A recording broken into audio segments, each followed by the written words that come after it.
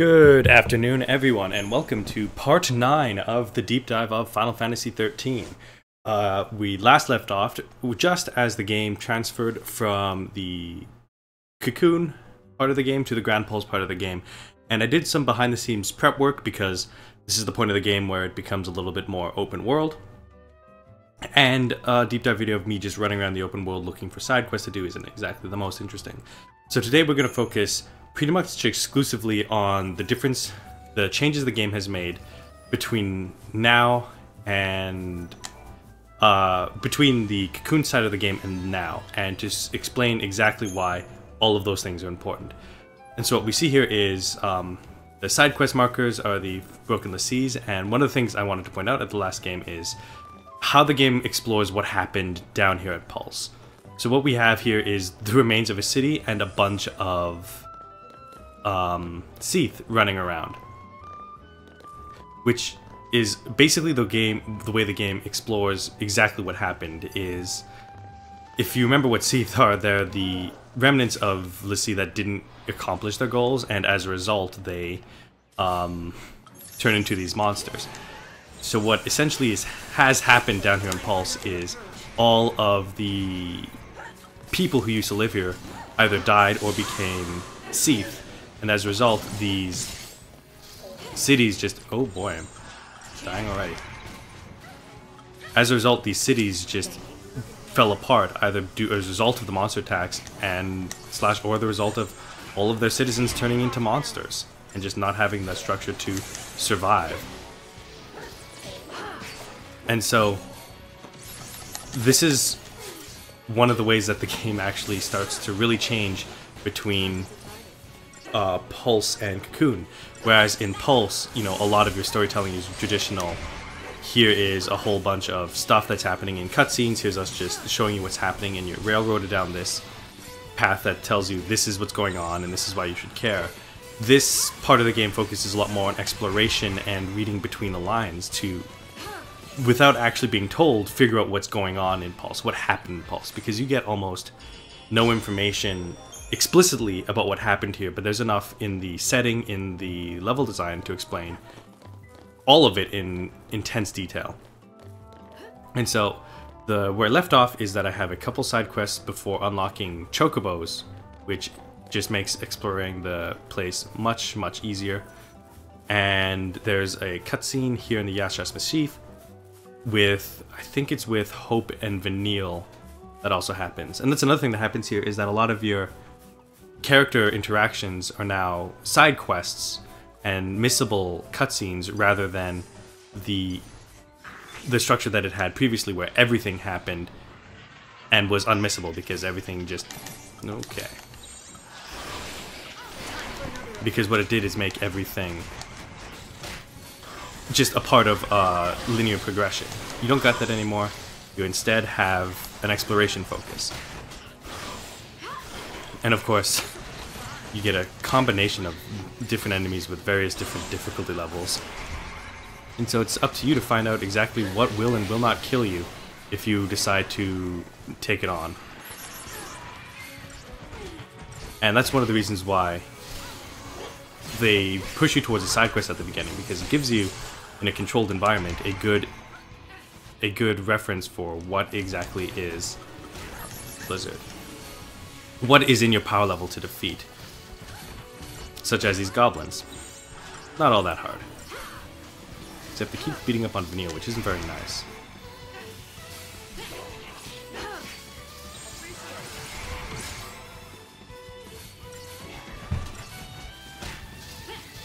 Of course, and this is particularly the reason why I did a lot of this off-screen, because at the end of the last episode and a bit last week, I spent some time, probably a solid 4 or 5 hours, just leveling up, getting the hang of how Pulse worked, and getting to this point in the side quest chain. Because there's a lot of interesting things down in Pulse that are just there, and the game rewards... oh boy, where's my mission mark? Thought it was around here. I must have made a mistake and abandoned the quest rather than accepted it. That's my bad. Welcome to the deep dive, where we have nothing but the best plays. And absolutely no mistakes are ever made. Oh good, these guys respawned. That's what I like to see. No thank you. Oh no, that's gonna happen.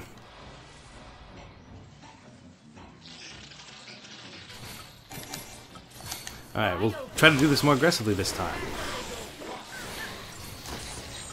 Well done.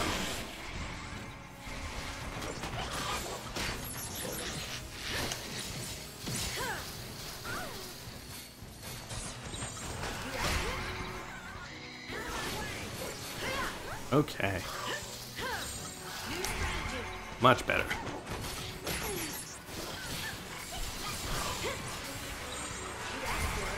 I didn't want to switch to that one.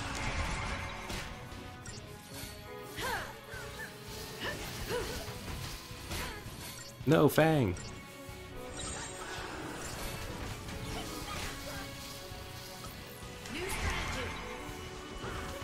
Okay.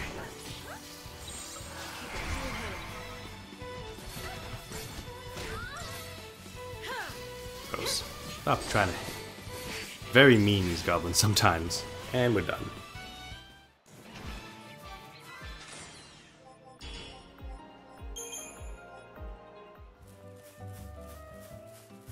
And ironically, one of the things that I want to talk about is how Gran Pulse is much more open, and yet I managed to hit the continue here in probably the most, like, the least different map design, because you got to see a lot of different map layouts, and yeah, I had accidentally abandoned it when I wasn't actually paying attention.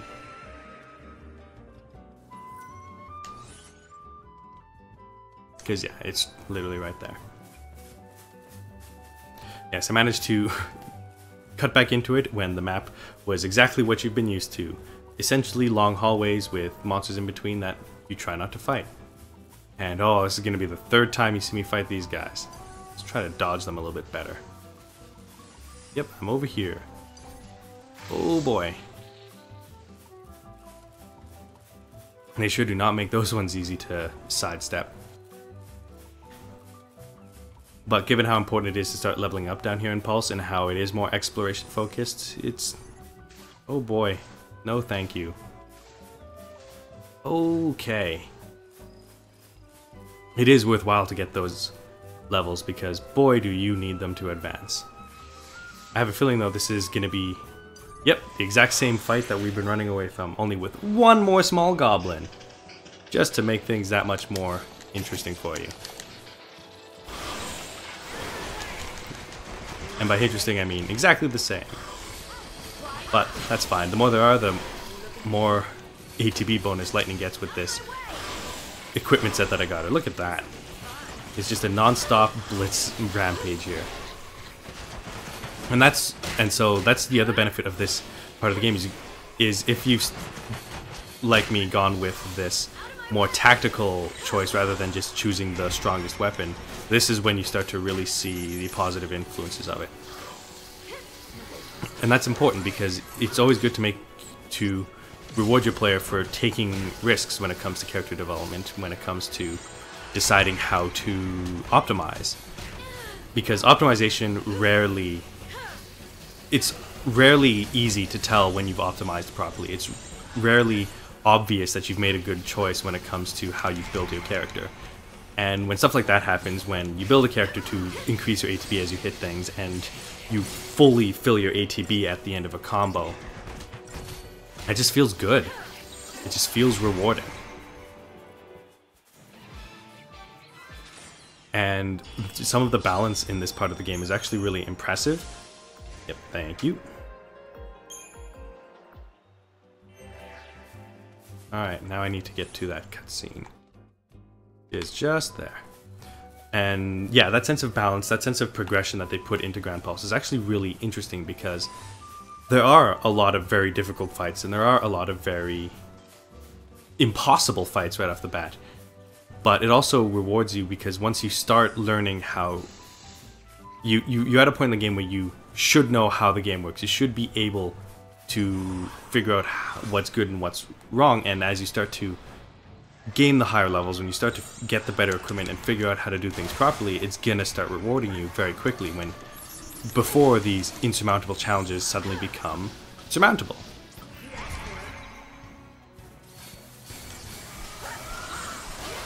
Oh boy, these guys might not be very easy to kill when there's two of them.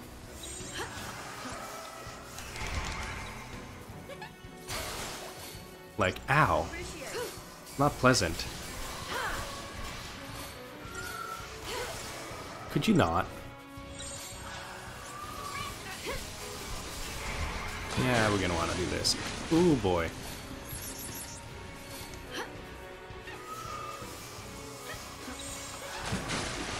Ah, jeez, that's so rude.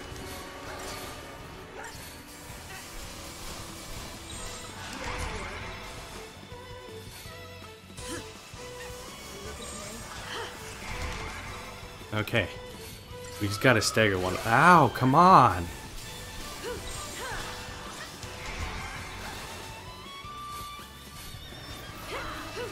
Come on, please, yeah, please put the slow on them. That'd be a huge help.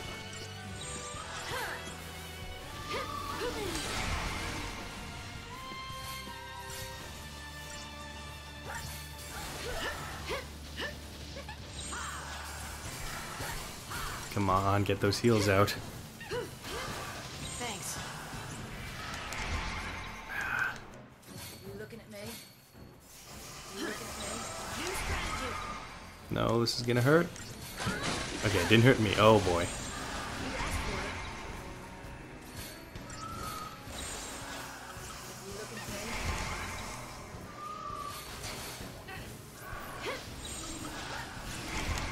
Come on, Fang, do it. Take it out. Nope.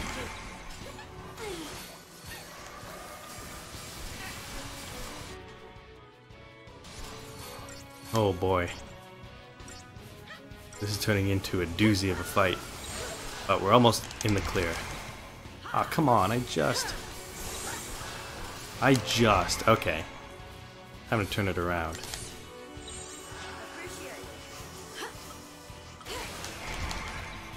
It's about enough of you.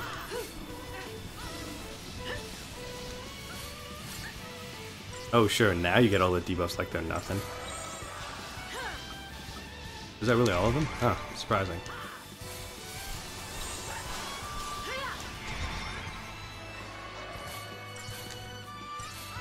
Okay. And that's the difference between one monster versus two monsters. When you don't have to worry about splitting your anything.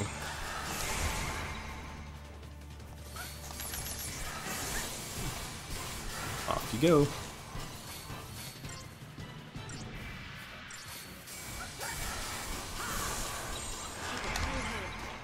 Ooh. That's an over 10,000 damage attack. I haven't seen that. Perfect. Boy, they expect me to take 5 minutes on that. That's a rough one.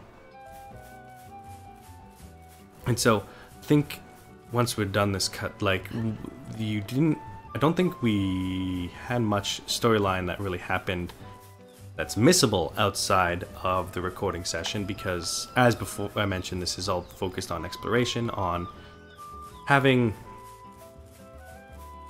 just finding things as they come along, and deciding for yourself what they mean. Like, this society of goblins that just kind of sit around.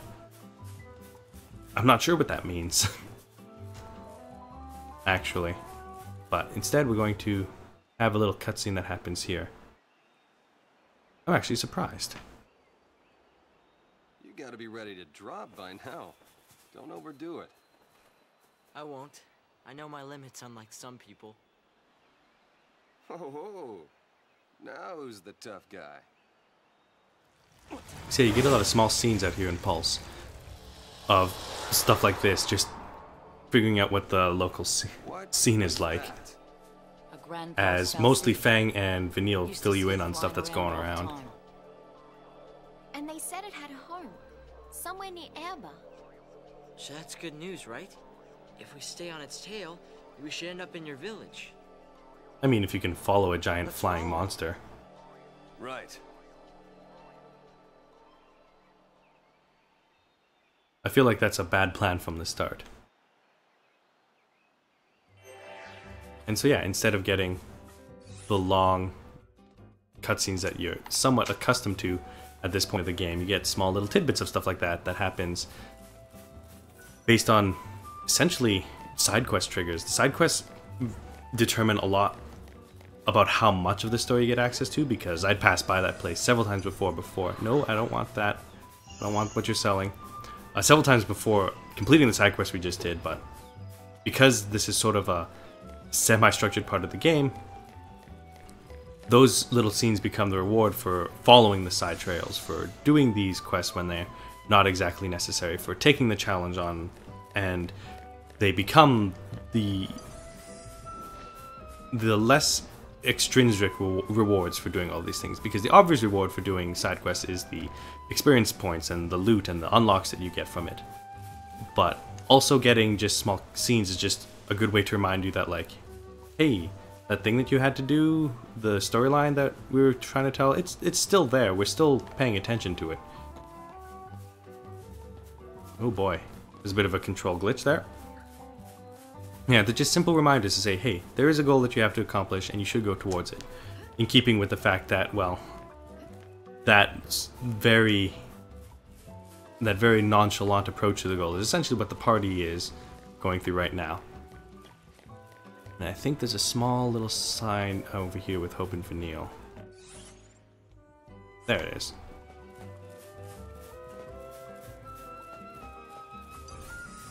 No, thank you. Nope, I'm just moving through.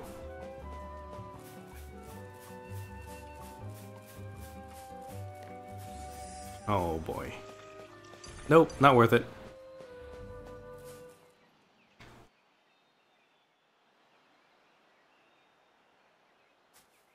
And as I mentioned, the backgrounds and the horizon, the landscapes, are what make this game have such amazing graphics.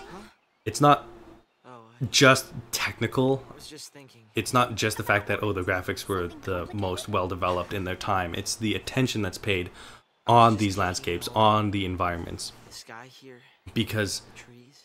those things in the distance, that's just a part of the environmental design. You never actually interact with any of this. This is all just Dreamed a place like world this creation, world building. And it makes the game feel a lot more immersive and complete as a result of it. It's super well If I done. hadn't gone to those fireworks, if I hadn't been All of the things flying in the sky, all of these interesting landscapes and plants, and the shape of everything, and the way that this area looks, this valley setting, No. is just I'm really sure cool. We would have wound up here. Don't you remember you promised me? You promised me that we'd come and see Gran Pulse together. I sure don't remember that. Really? When did I do that? I don't know. How about another lifetime? Ah, she's just making stuff up. I see. What does that even mean? To tell you the truth, I've told so many lies. It's all a blur. Well, you know, sometimes you have to lie about stuff to keep yourself That's a going, story to tell the kid, because you're the afraid. children's. Sometimes you just gotta lie. Or to protect someone else, so they don't get hurt. Sometimes, even the things that everyone in the whole world thinks are true turn out to be lies. And that's one of the main themes of the game. Though, it's not the lie that matters, but what you do after you tell it. Work hard enough, and you can make it true. And that's the difference between... That's basically defining hope. Lying so much that you... Lying and then working to make that lie true. And there's just small little things that this game does that's really interesting. Thanks, Hope. Do something for me, will ya? Storylines that where the character's specific name is important.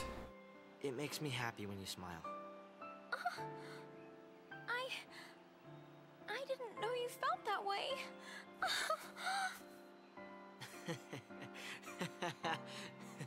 Wait a minute. You mean you were joking? Now we're even. Hey! Wait! The whole... Hey! Now, that's a scene that doesn't really make a lot of sense. Just that thing where it's like, ooh, yeah, I like it when you smile. Just kidding. Not actually attracted to you. That's weird. I'm not really sure what's up with that. I feel like they could have ended that scene in several hundred better ways. I hate these guys. Take them out. What are you weak to? Everything's weak to ice. It's too bad we're not playing with snow. Ow. Rude.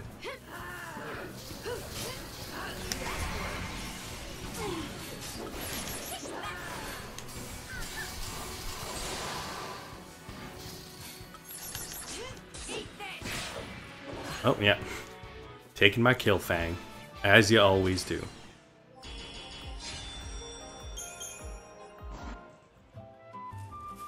And yes, one of the things that I unlocked off camera are these little warp points. Certain side quests unlock the ability to teleport to other parts of the world.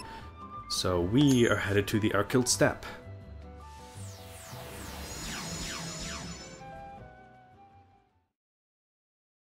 And I hope that we've actually unlocked the Chocobo side quest so that we can do a quick little detour and then run towards the next part of the game. Now this part of the, this Arkhild Steppe is sort of the fundamental way that the game tells you that things are different now. That this part of the game is vastly different from everything you've seen before. And how it does that is by this. A map that looks exactly like this. Oh, yeah, there we go.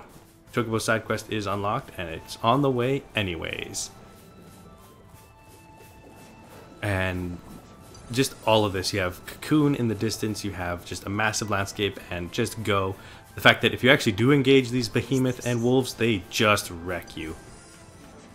Oh, what would you find, and what is this for? I don't know, but we're not engaging. If you actually try to attack these big adamantoids that are stopping around, they just don't even care. They just step on the ground and your entire team wipes. And you just have to deal with it. So it's all very... I really like the way that this works as a massive antithesis to the exact first half of the game, where it's mostly narrow, very predetermined pathways. You can go straight towards the objective, or maybe there's a slight detour, but in the end you're only going in this one particular way. The way that this just takes that and completely turns it onto its head is an essential part of this game's design. Without it, oh boy, we just might as well not even try. It's just an essential part of developing the game's themes, the idea that the question of whether you do or do not have the capacity to decide what you do. Because again, this is at the part of the game where they decided that simply following their focus and destroying Cocoon wasn't what they wanted to do. They're going down a completely different path. The Western Benchland. Oh, do we get to see the other Seath City? Oh no, it's not that far. Hello, Mr. Blobman. I'm gonna be going this way if y'all don't mind. And as a result, it really brings into contrast the relative structure of the first part of it. Because the other thing that happens is our Crystarium just expanded so that we can accept any role for our characters. So you can have Lightning work as a Sentinel, and she actually has a specific way that Sentinel job progresses that's different from everyone else's. You can have Fang be a Synergist and get access to Synergist abilities that no one else has.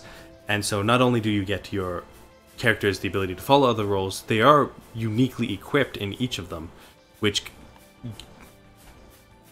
combined both of these things happening at the same time. The ability that you get to change your party now, the ability that you get to level up the Crystarium with a little bit more freedom, it really helps develop the idea that this is what the game is about. This ability to make choices is central to the ideas of the game.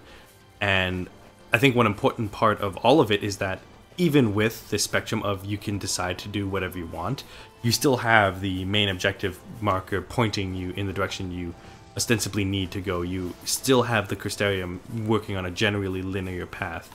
You still have your 6 paradigm slots, your 3 active party members. The fact of the games, the idea that you have to, the idea that you, even though you may not want to do it right now, your focus is still there. That all remains. All of that persists even when the game is taking you down a path of more freedom. It is still ostensibly making sure that you don't forget. You still have this focus. You still have this progression to make. Oh boy, that does not look pleasant. Oh, you are one of the main bosses in Final Fantasy XIII too, I remember now. Or at least things like you. Oh, this looks quite frightening. No thank you. Oh, well.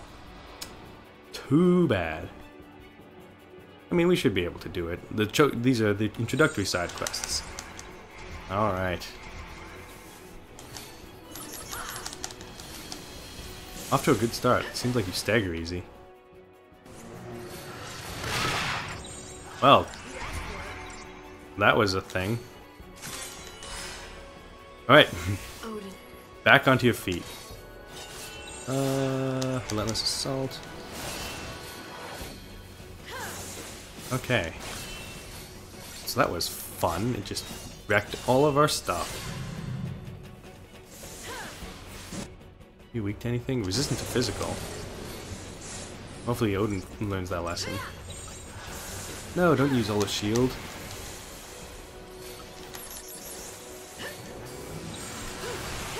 Oh boy, does that hurt.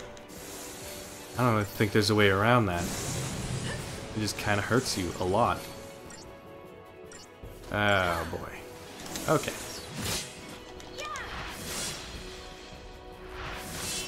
Quick, do as much damage as possible. That doesn't do a lot of damage. Come on. Keep going. Okay, that's all we get. Ooh boy. I don't think we can get a Xantituti proc on this. Until next Yeah, time. it's still alive. Okay. Try not to die, try not to die. Oh boy. Oh, that didn't hurt nearly as much as I thought it would. Oh, this is gonna hurt. I don't like the idea of this. What was that? What did you just do? Oh, I'm so confused.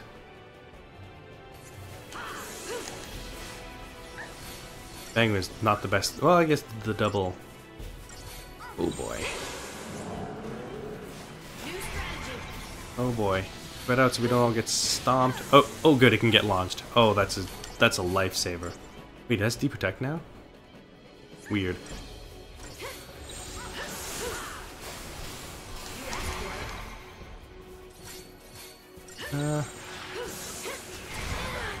Ow. No, stop it. Oh, yeah, it just straight up killed me. No. Boy. Man, your boss fights are basically a puzzle.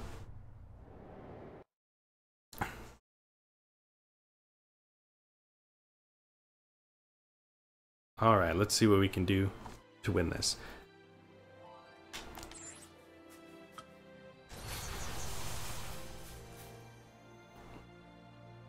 Alright. I'm not backing down here. Ooh, that hands covering the eyes blindfold aesthetic is really interesting and really freaky.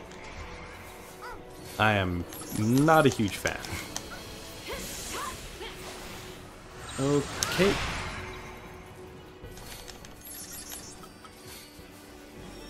And cure you.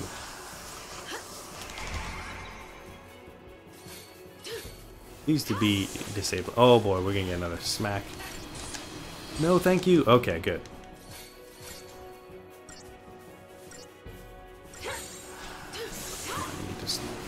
Oh boy.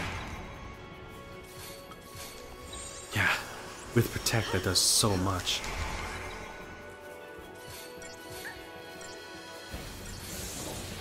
Oh yeah, it can get launched. I'm surprised that you don't juggle it more.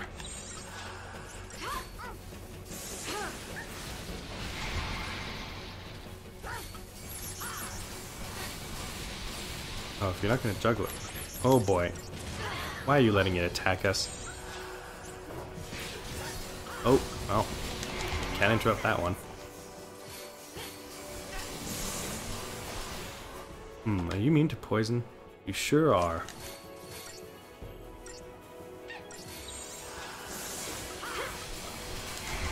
Oh boy. No, don't let it. Don't let it. Don't let it. Okay, good. Up you go.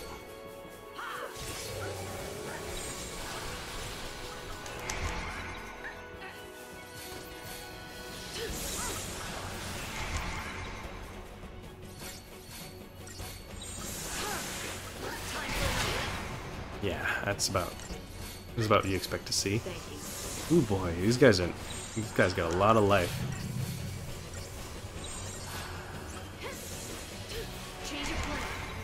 Keep it up.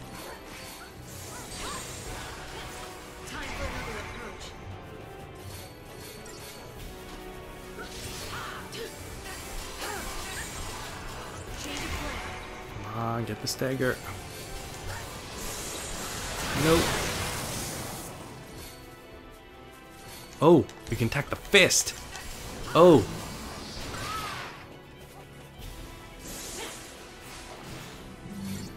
Come on, kill it. Kill it. We can get through this. Oh, that doesn't even fully renew. I feel cheated.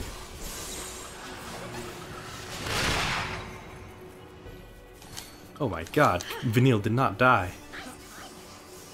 Thanks. This is a tough one. Oh, but destroying the fist actually seems to have done a crap ton of damage to you.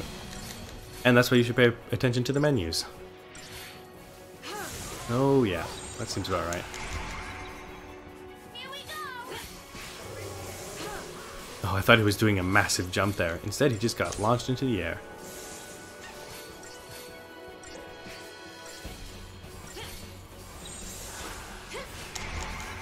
Why don't you max us out with them curas, man? The waste of our time.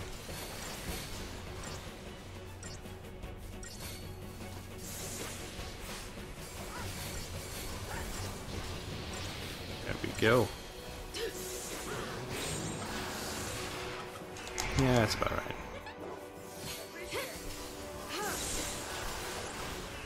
Yep. Ow.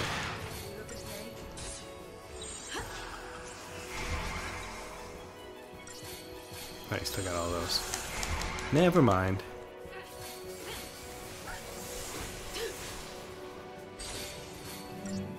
Come on, take him out.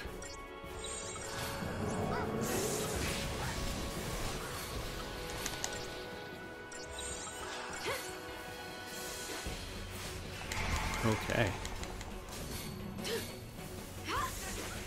We have to curse the actual fist. I curse your fist. Not be provoked. Yeah, seems about right. Oh, stop it. No. Oh, you missed us. Well, that's just pleasant.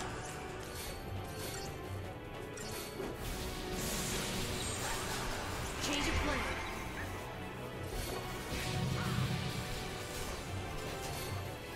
Oop. Ah. No. Oh, there's the smite. Boom. Didn't kill it though. Took it to just about dead. Didn't actually do it. Wow, they expected that to take 10 minutes. Well, what do you know?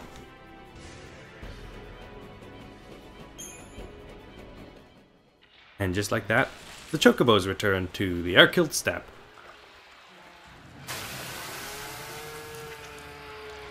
And the classic video game slash, not even video game, just monster trope of shouting just before you die, because why not?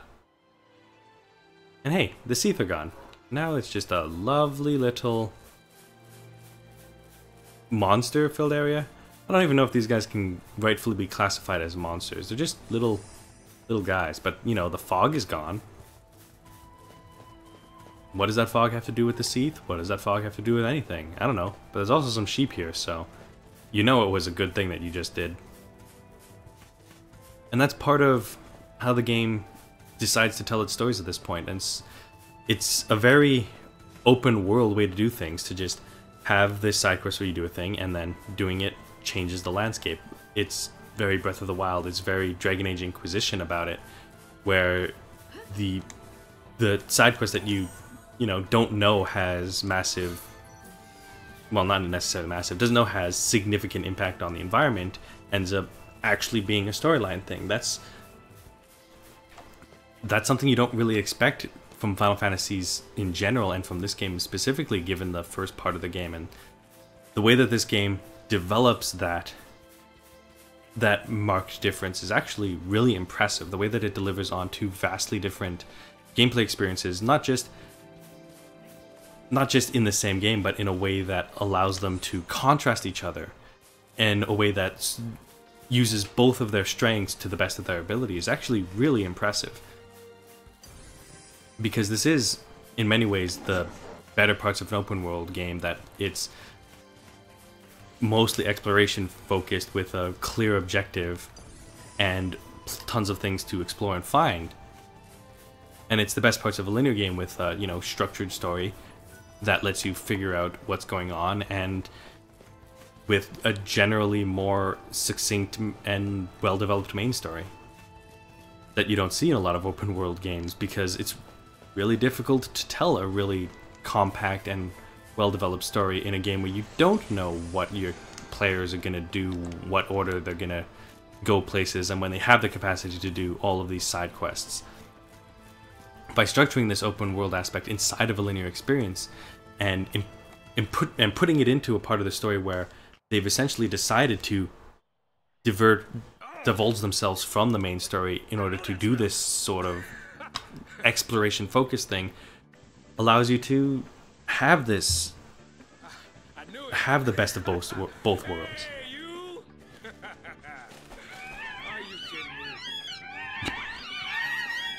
Well, that's just ridiculous. And also you can a little bit see the difference between Pulse Chocobos and Cocoon Chocobos, if you remember what Cocoon Chocobos look like. More baby Chocobos!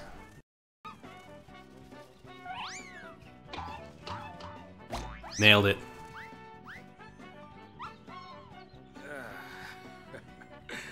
You keep growing like that, you'll be bigger than me before long, won't you? Oh, looks like they ended up actually succeeding in having a conversation. Best to just say goodbye here. Nope. Hey, oh! Come on! Wrecked. Defeated by a Chocobo. A baby one at that. With wings that absolutely would not be able to lift it off the ground unless it weighed almost nothing. Which, given that it's a baby bird, it would weigh almost nothing. Yeah, I know. You're sticking with me till Dodge wakes up. That's not happening anytime soon. Could be a long wait. No one knows. Oh. Quick.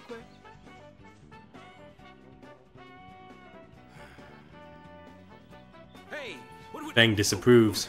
Wait, you watching me or something? Say something! Or something! Wait. Didn't want to interrupt.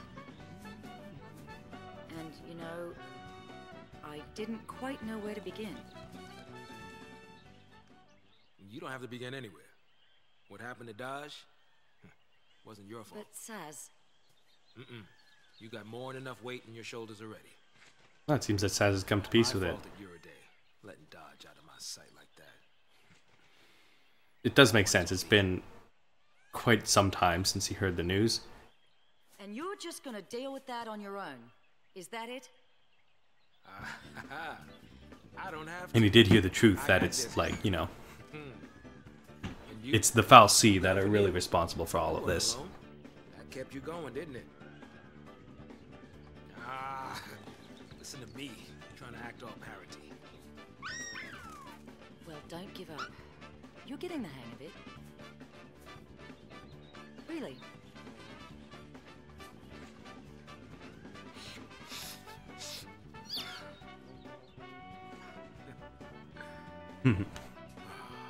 And one of the advantages of these discovered scenes is that they focus on one or two characters reacting to the environment, so it focuses, so they're essentially their entire purpose is character development.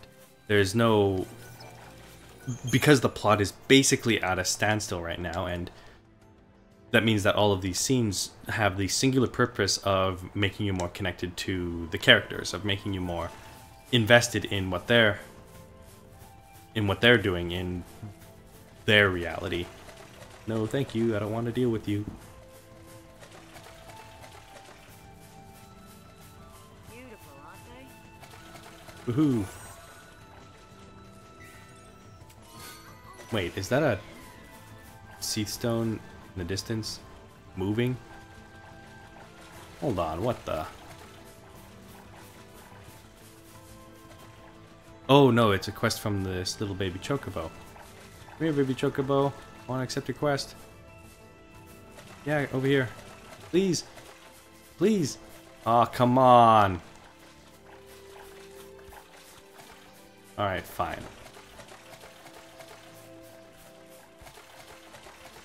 Can I not? Alright. I think I have to accept this baby chocobo's quest to get the chocobo. Or I could just move on. I have a feeling. Yeah, we could just go that way. Performing side quests as we go. Come over here, chocobo. Come on, little baby. Come on. I can do quests for you. I can do them. I have experience. Here, I have a resume. Oh. Really? That's it? Nothing more? You know, I was almost certain that there would be something more. I want to ride the chocobos! Do I have to main party Vanille? Vaguely remember something like that being the case. Nope, that's not the case.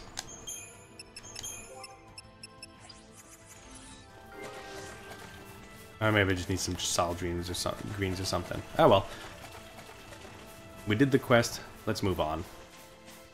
Those quests that you did were prerequisites for a lot of the other quests that happened throughout the game, so.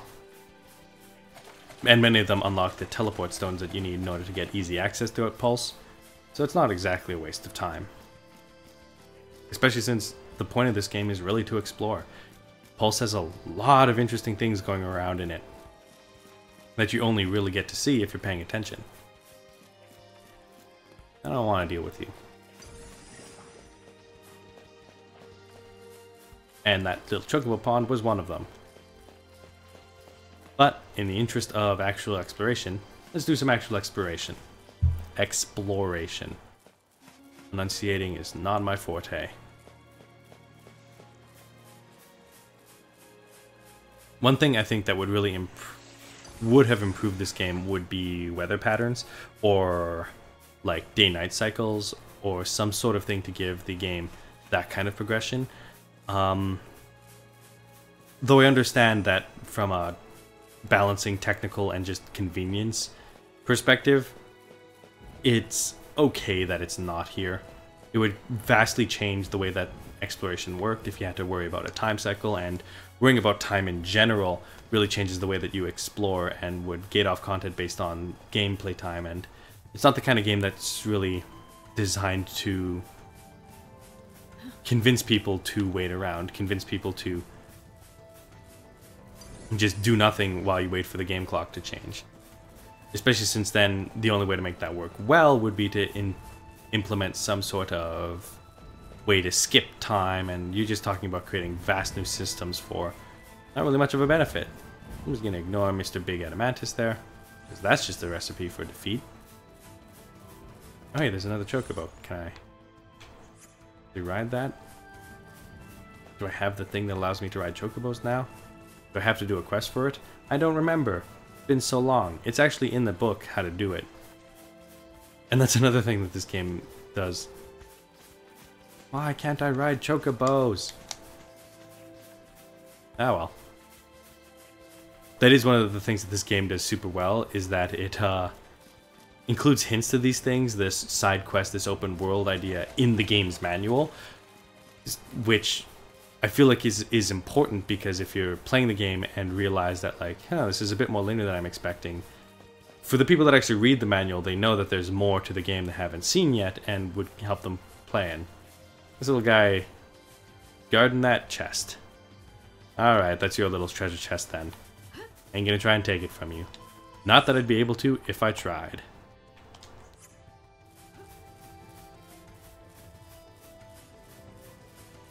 But remember it so that you can come back to it later. Ooh, that's dangerous. I'm gonna not... No thank you. Nope. Nope. I'm going this way. Okay. I think he's gone. Oh, hey, look. There's... I think that's a fight going on. Oh, boy. Oh, yeah, there we go. Okay. Just coming through.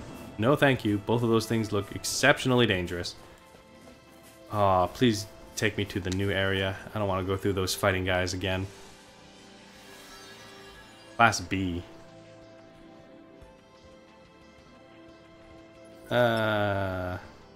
Wait, Northern High Plain? How far away is that? I can always abort it later. Too far. We're moving on. And one of the interesting things about these side quests is they often include small little tidbits about the reasons why they were given the focus, what their focus was, what their life was before they took the focus, and a lot of the times the reasons why they didn't complete the focus. And a lot of the times the focuses that you, or the missions that you get from these seed stones are one of two categories. They're either missions that they gave to like a fisherman or a tradesperson, and they're like, defeat this dangerous monster. And a lot of the times the sea stones mention that like they don't feel like they're able to do it, like they don't have the capacity to defeat it. And even though they're given magic powers, it's kind of a in position to rip someone from their life and say, you have to spend your life fighting this massive beast. And a lot of the times they're like, yeah, I don't think I'm going to be able to do that. And by the fact that they become sea stones, it's basically their indecision and led to them not actually trying, and therefore turning into a Seath because they ran out of time for their focus. The other type that you get are when they're given... They're almost all hunting missions, and I think that's more of a gameplay perspective than anything else, because it'd be very difficult to code like a non-hunting mission.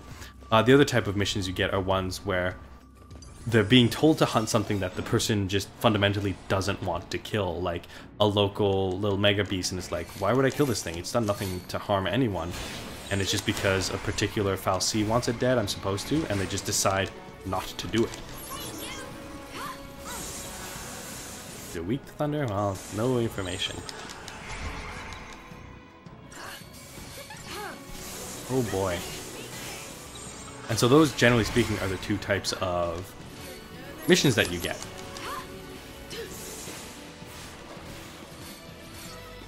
And both of them together really give you a picture of why there's no people left here on Pulse, because essentially what is happening is the Fal'Cie are conscripting people into service for every small little squabble you can imagine.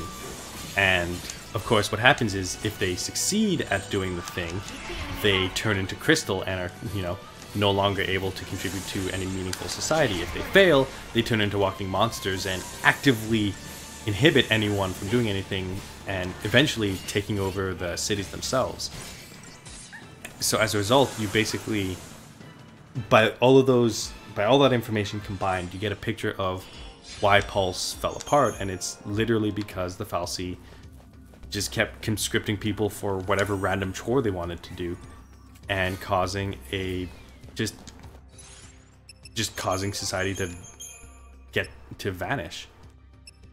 Just causing a massive failure in all societal systems. And oh boy, I can't really bypass these guys, can I? Yep. Only two of them though, so who cares?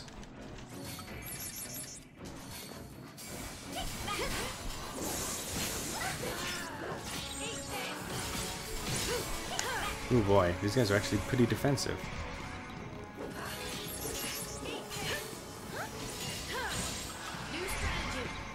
New strategy.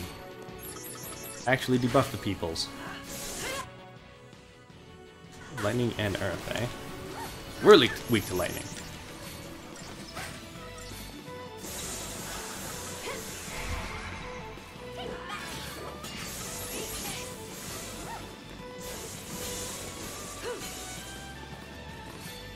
Come on, do it. It seems like they have a lot of chain resistance too, so you can't really ravage them.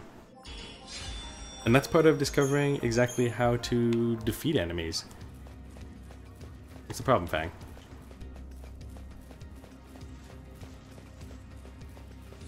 Every enemy has a unique quirk or thing you have to do in order to defeat them. Ooh boy. Well, let's head towards the thing we actually have to do. That's probably a good idea. Oh, good. Follow your instincts. My instincts are to not engage, so... Bye! Good advice, Fang. That was actually really helpful. Alright, what's going on here?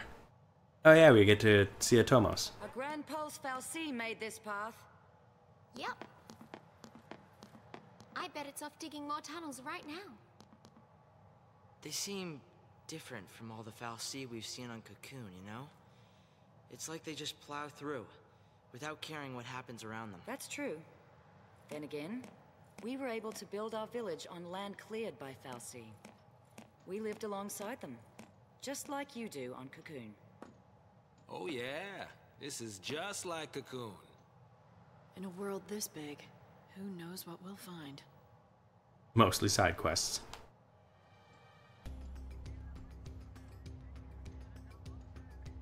The Mahabara Subterra. Just to drive home the fact that things just don't have the same name. All of these area names just have very interesting words associated with them. I don't really know what language they're based off of. If they're based on a language at all. Alright, bombs. Oh, well. That was a corner to run myself into. Cryohedron, that means they're weak to fire.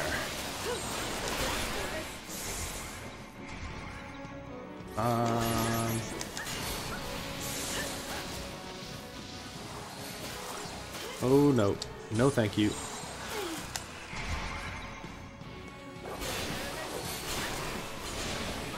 Shut them down. Oh, it's blowing up. Okay, well, this is unavoidable now.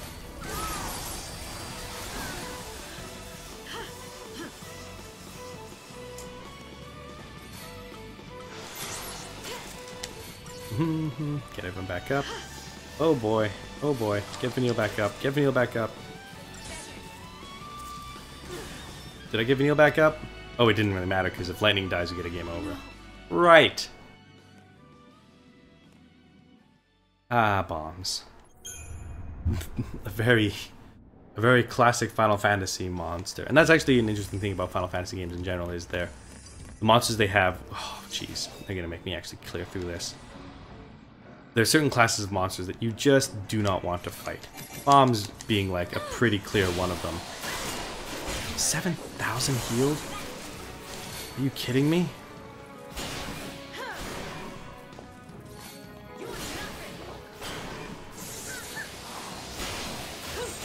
Oh, we're dead. We're dead.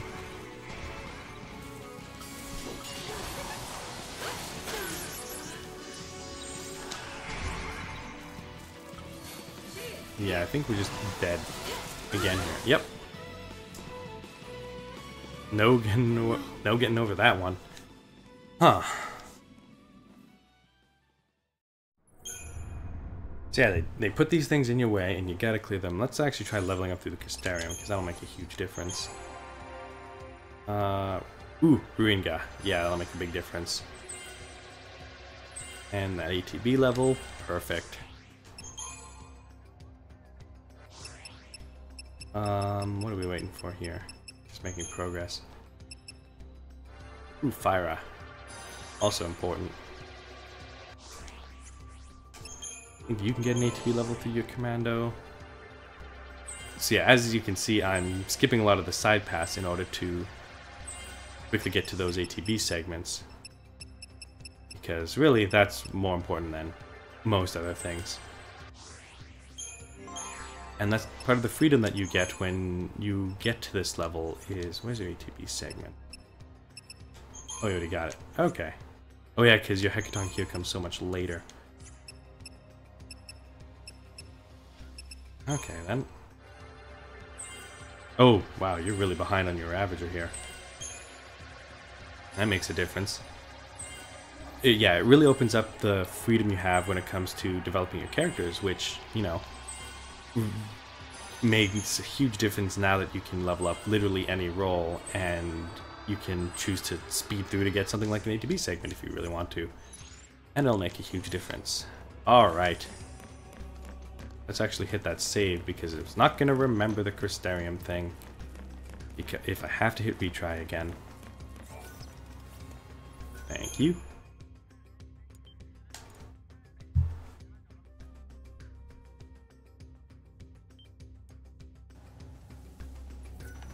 And back down we go. Alright, bombs. It's also almost impossible to get a preemptive strike on these people. Here we go.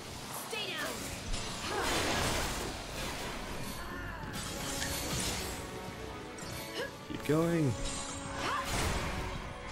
Alright, let's get that fire action.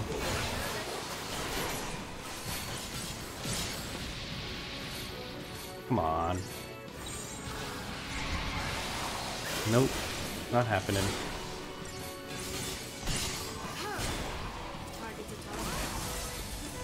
Oh, it seems like it deals damage based on their HP when they self-destruct.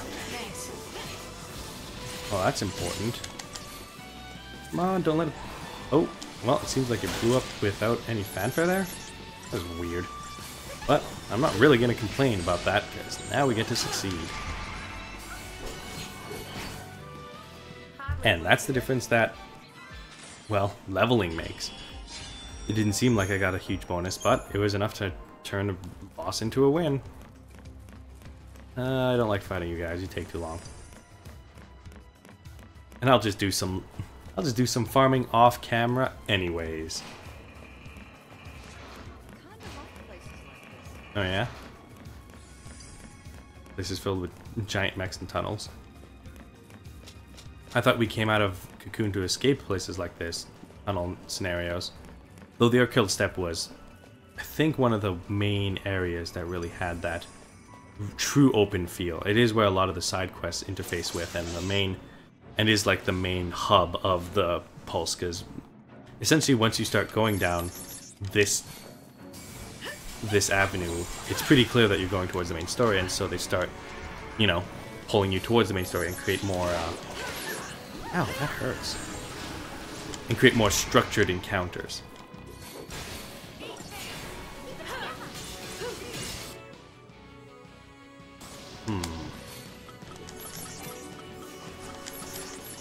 Till I get all of the Ra's, it really screws up that Ravager selection menu. But you get the hang of it. Work it out.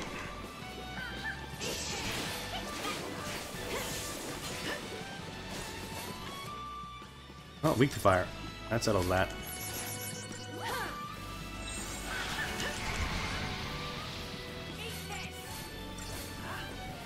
Take it out.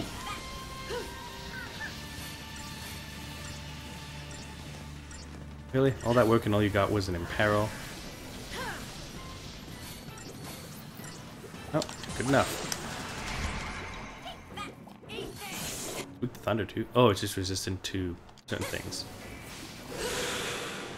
That's fine, just spam fire.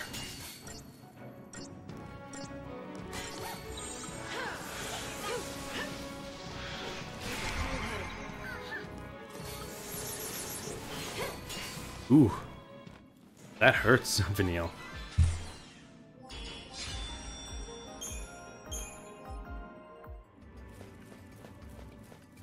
What's the matter? And so yeah, you get some structured encounters, you get some boss fights, you get a lot more of the level design that you saw earlier, and it's mostly just a short sequence of things happening like this. Guys, heads up. Whoa! Look at that thing. Let me guess. That's a fal'Cie? Yeah. Yep.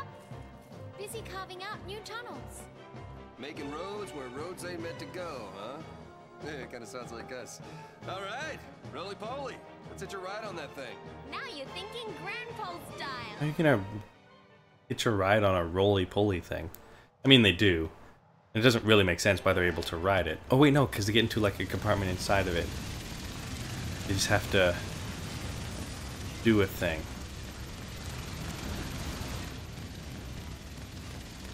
Alright. Warp point activate.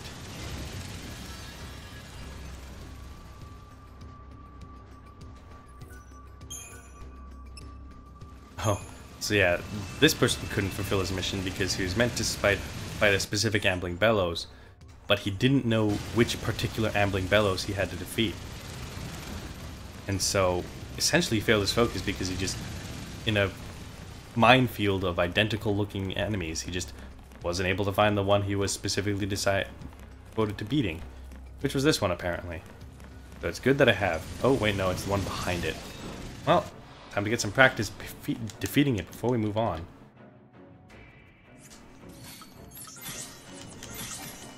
Yeah, that's bad. Ruining my first strike advantage, for sure. I don't have Thundera. Oh wait, no, Thunder's my main element. I have Thundera. Oh no, it issued orders. Oh, this is bad. Take him out. Oh, okay, we didn't take him out. Oh, this is bad.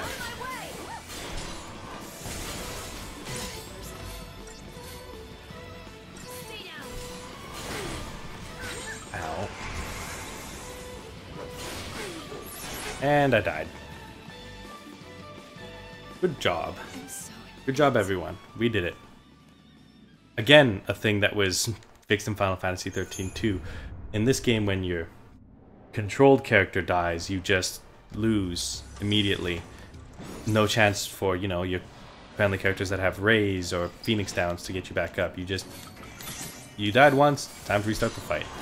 Final Fantasy XIII 2, when you die, it automatically switches you to the other main character, the one that's different than the one you're controlling. And actually the game partially rewards switching characters mid-fight, and has a system around doing so. Oh boy. Because the system is actually a lot more developed around the fact that your two main characters in 13.2 are vastly different from each other and represent different strengths and weaknesses. And so you'll want to switch your active characters based on that constantly.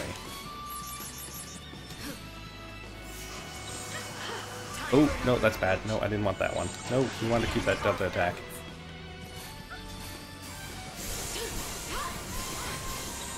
Ooh, quick. Oh, good dodge, Fang. Stay alive. Ow, that hurts.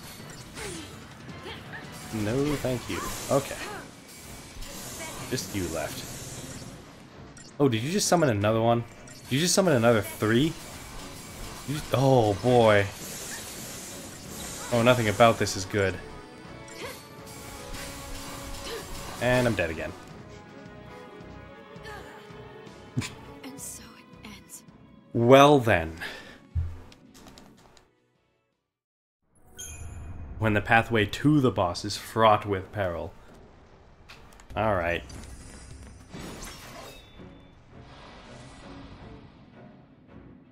In that case, we're just going to take out the big one right off the bat.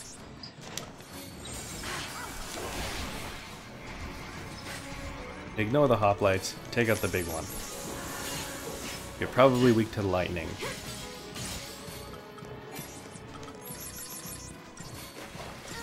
Ow. Rude. Okay, it begins.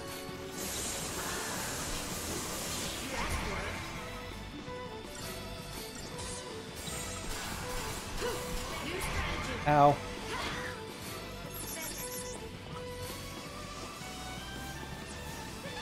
Heal myself. Ow. No, please don't. Please don't. Ow. Please. I'm just trying to kill you all. I'm just trying to kill you all. I'm just trying to. No.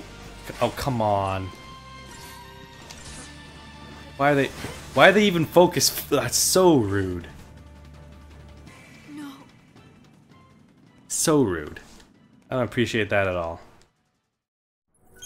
Okay, so unfortunately when they get the Veil status effect, it seems like they just are basically immune to provoke, so we gotta provoke them before that.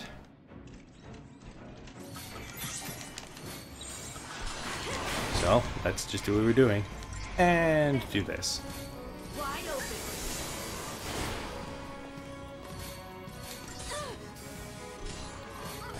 Just ruin, go, ruin. Probably the best way to do this.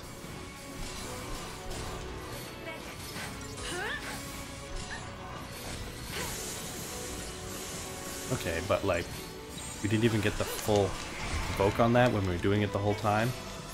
Come on, you can do better than that.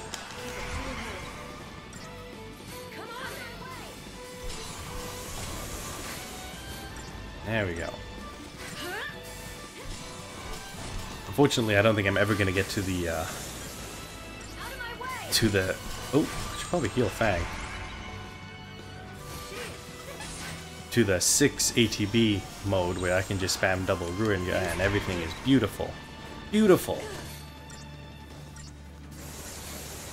Instead, it's Ruinga and other things. Oh boy. Okay, yeah. Killing those things is just not worth it. They just get redeployed. Keep her alive. Oh boy, keep everyone alive. Everyone's getting killed. Thanks.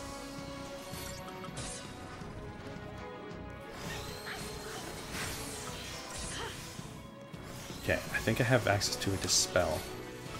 I do not have access to Dispel. That's a problem. Alright, it's up to us.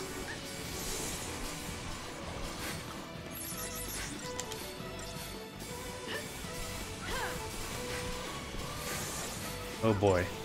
They're doing a lot of damage through Steel Guard. That's not good. Keep her alive. Oh boy, they're all attacking all at once. Okay. Ooh, good dodge. A Metaguard would be nice though. Oh, I'm getting about stabbed. Ow. Yep, this is how we defeat the encounter. Slowly, carefully. Taking as long as possible. Oh boy. Oh, they're just gonna start beating me up until... No! Don't let Fang die! Don't let Fang die!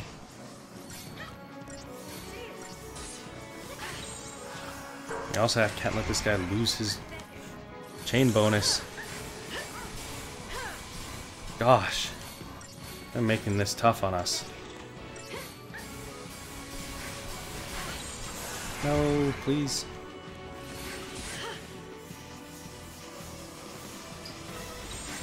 Ah, that 5 ATB bars is a lifesaver.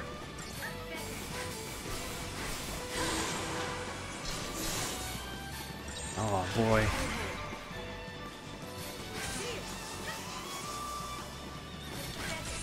No, no. Okay.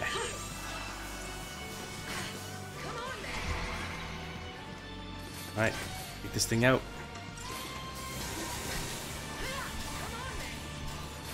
Oh, it's not dying fast enough. Okay. Oh, it didn't die. What? How much HP has it got left? Enough that I can just do this. Okay. And now we win. Slowly, but surely, we win. Wide open. Yeah, I think we're gonna go Ruin is just better.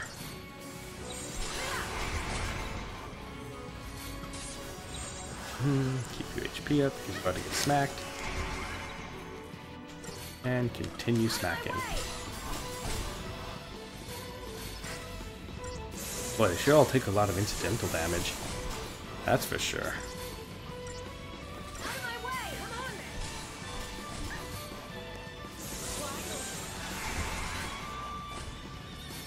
Oh boy. They do not make this... This isn't even the mission fight. This is just the lead up to it. This is the prequel.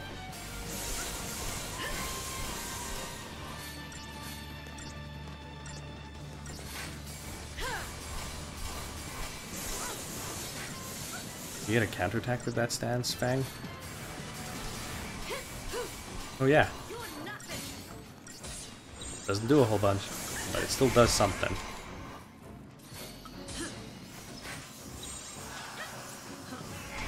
Alright, we're almost done.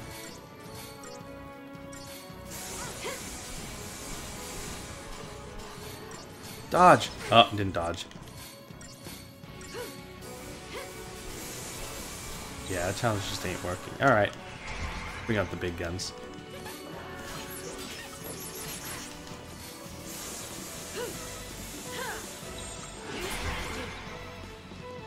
Take him out!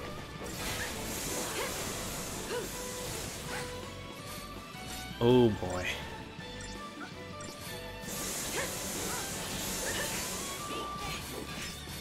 Come on.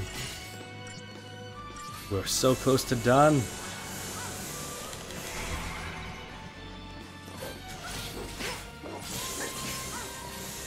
Ooh. 0 stars. Oh yeah. Well over the requested time. And you got... gonna be more of the same. Alright, let's see what we can do. Wide open.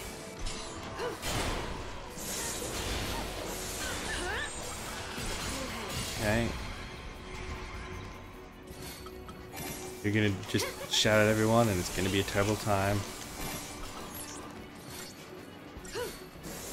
Smack.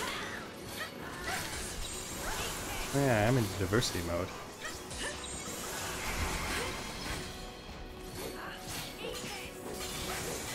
Oh boy, not Vanille.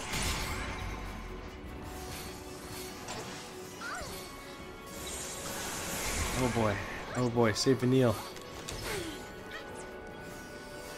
Nope, didn't save Vanille. Don't give up. Come on.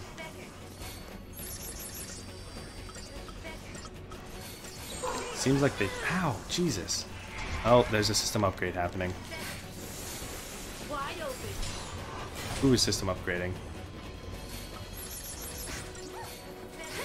Oh, should maybe keep Fang alive too.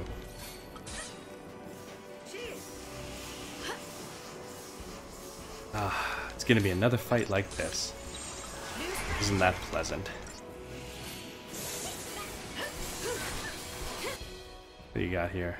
Susceptible to D-Shell and Pain. Oh. You don't have... Fang can cast Pain. Stops you from doing physical attacks. Too bad Fang is also my Sentinel. Makes it kind of difficult to utilize.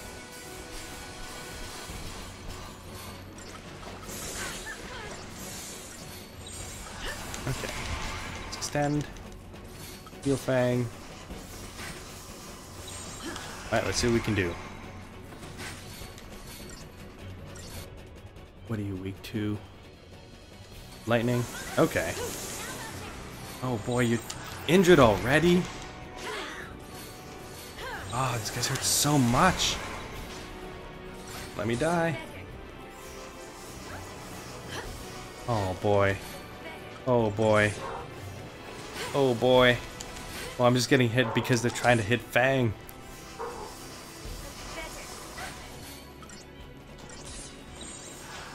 So, switching out of a Sentinel really didn't have a long-term... Well, I guess he's got the D-Shell status on now.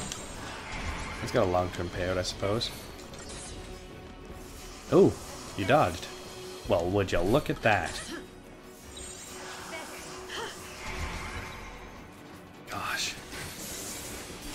Alright. Take it out.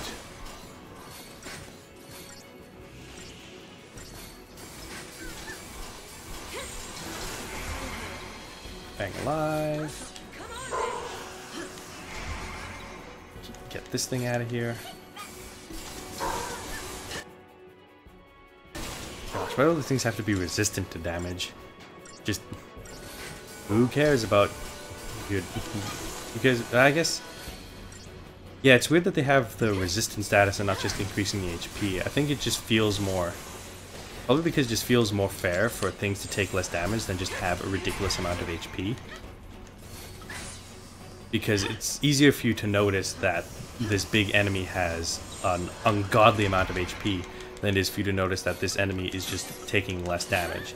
And it just seems fair. It's like, yeah, sometimes an enemy can take less damage. That's fair.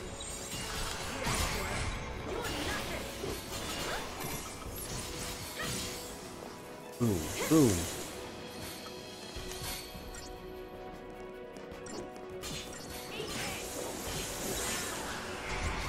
Alright, no more AoEs. Straight all. Good old single target damage. And done. Well, at least that only took one try. Better than nothing. And what did we get out of it?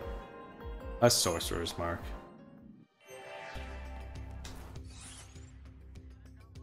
It's technically on the way, I suppose. And unlocked a teleport stone. Yeah, I'm not gonna fight that one little guy. No, thank you. Was I able to ride? Oh no, I need to go to the place to ride him. Okay. Just making sure we're not missing progress. You've already said that once, Fang. Why would I need 2 of those?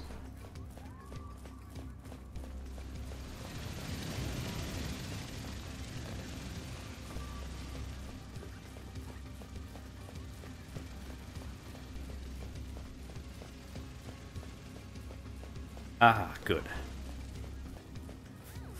Remnants of the Yashas Mashif. However you pronounce that sequence of words. I do not know.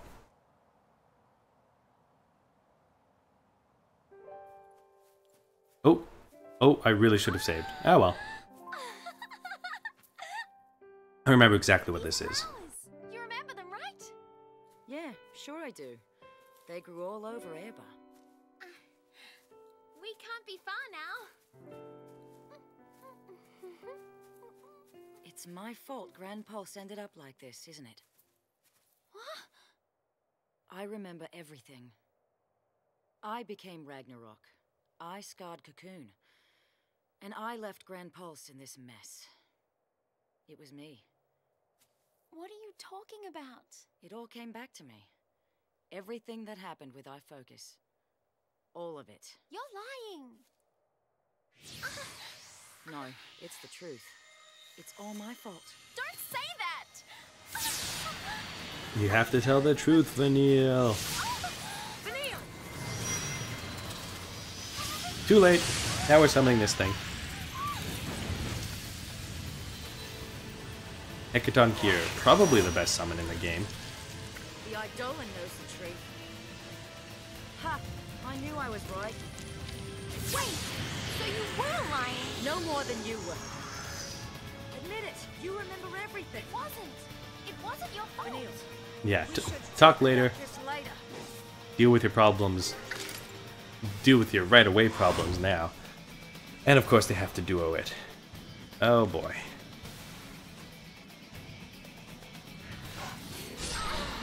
Water. Yeah, we'll want to do this first. Well, I don't need to dispel. Okay, so gel, poison, and peril. Actually, the peril and peril.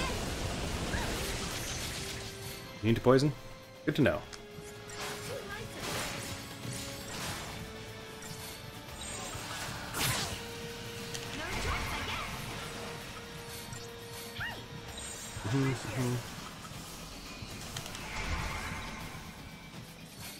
Alright, let's do this.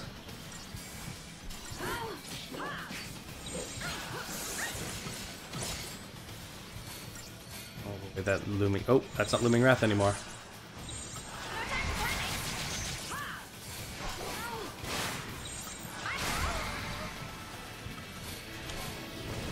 And Fang's dead? Nope. Oh, Fang's dead.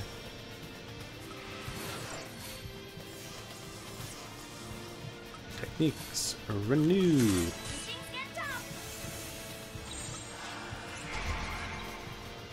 Come on.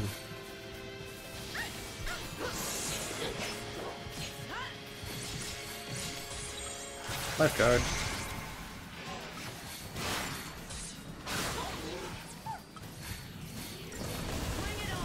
There we go.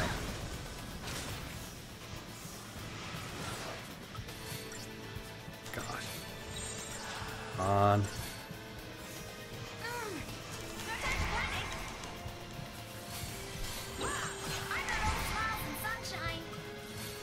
Oh boy. Oh, stop. Stop. Oh boy. Oh boy. Oh boy. Everything's happening too fast. Ow, please don't.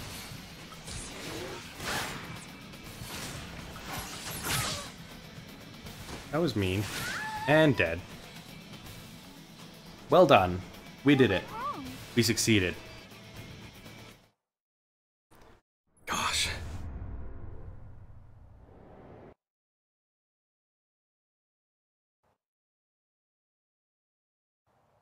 No, you don't get a Saboteur one for this one. I like this place. It's just really mean. Place is gorgeous. Because that's really all we need. We need Fang to hit it with that. Wait, do we get the... Yes. No, thank you. Havoc. And we're starting on it.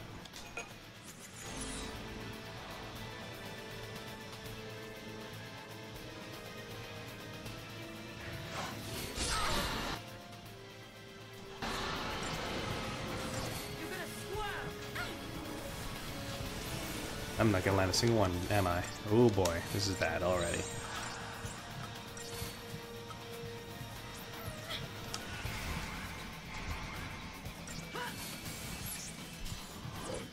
Oh, are we done? Okay. Lifeguard. Oh, you're immune to Fang's debuffs. Well, isn't that just pleasant? Oh boy.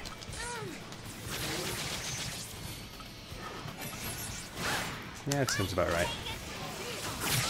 Ow.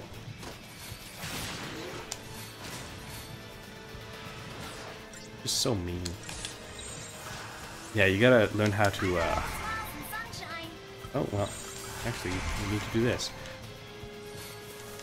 You actually have to learn how to cancel your attacks right before you're about to take a big shot. Otherwise, you, get ATB locked, essentially. Oh boy. Do that, and then I... Ow. Keep you alive.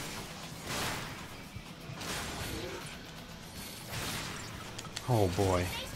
I just don't do enough healing.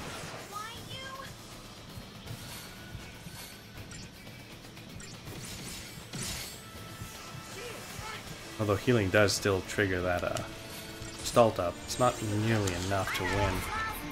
And we lost our chain bonus. Well, that's gonna cost us the fight, essentially.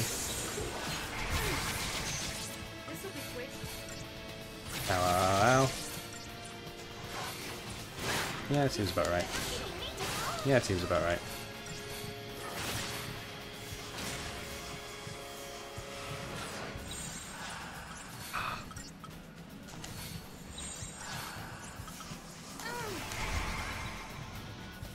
And we lost again. Auto hinder.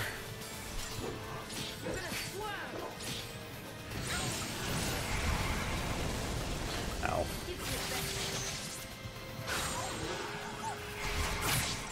Who's dead?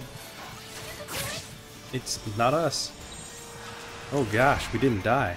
That's impressive.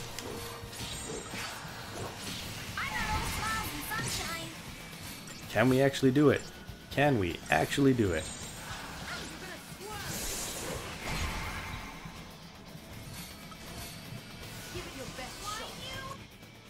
Gives the opposing mass chain bonuses and no other advice for you. Seconds left.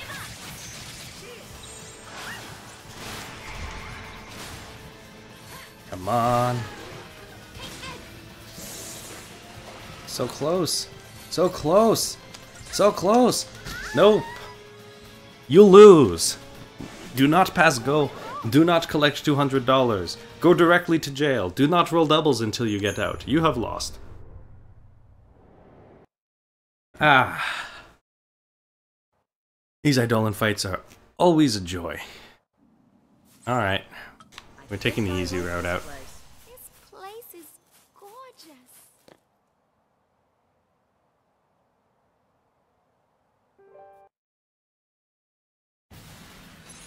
I don't need you.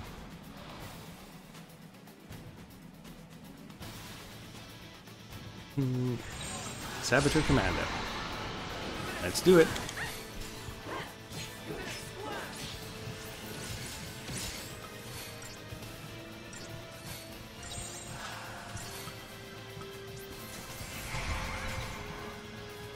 This'll be quick. Give it your best shot. Alright, back away from Fang.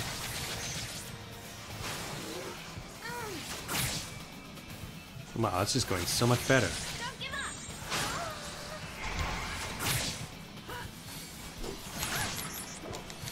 Yeah, it seems about right. We should be fine this time? Who knows?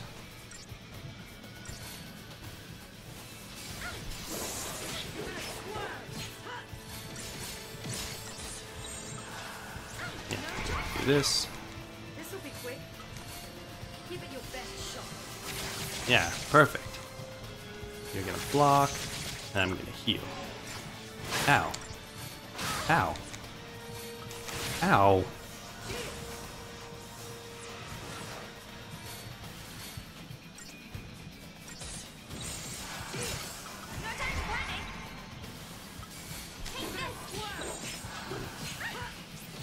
Oh, yeah, that was a full refresh. Perfect. Alright, doing much better this time. Oh boy, this is gonna hurt. Yeah, beat me up. Ow, ow, ow. Ow. Ow.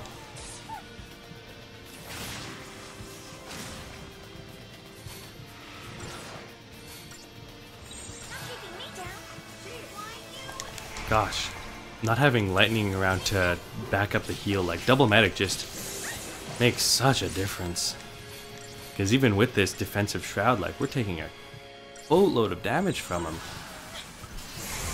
Oh, yeah, no, we're gonna want lifeguard out here.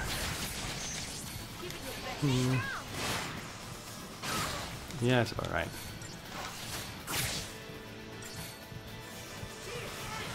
Alright, let's win.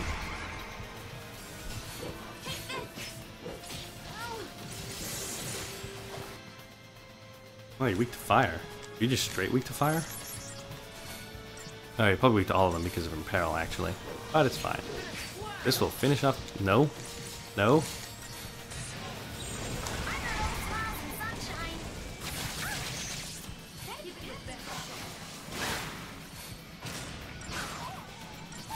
Come on. There we go. Oh boy. Even with a defensive shroud, they do not screw around.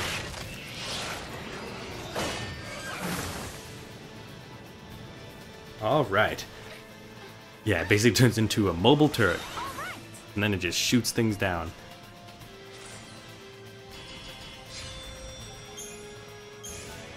And now Vanille has 5 ATB like everyone else. Perfect. Yeah, and there's a decent chance you might actually see Hecatonk here because playing Vanille's not the I knew worst. something was off. You've been shying away from our focus ever since we woke up on Cocoon. I couldn't figure it out, but then it all made sense after hearing that story from Reigns. You already knew. You knew Ragnarok was the name of destruction. It wasn't fair. You had to do all all the horrible stuff. And I didn't have to do anything. That is no reason to lie to me. You think that's what I want? You of all people!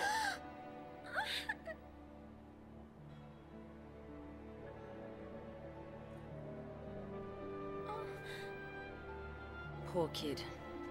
You've had it rough. Fang. Listen, you're not alone anymore. Nope, because you got each other. I'm so sorry. Keep that up and you'll have me crying soon. We have a new family now. We stick together. You hear me?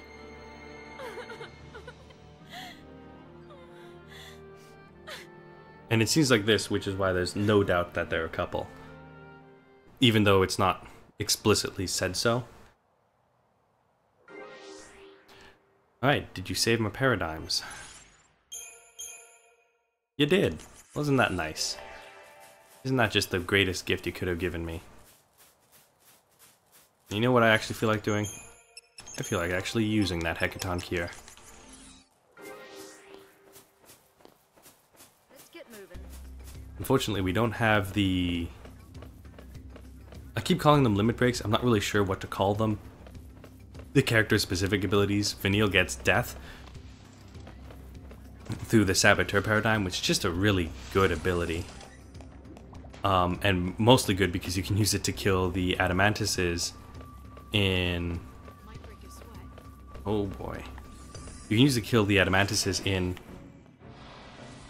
the Arkilt Step in a really easy way. Fire. Ow. Ow. Already on a bad start. Ow. Okay, this is not working. Let's do it.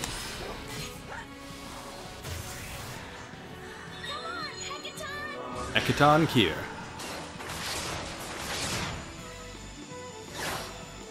It's just a really cool summoning animation, just generally.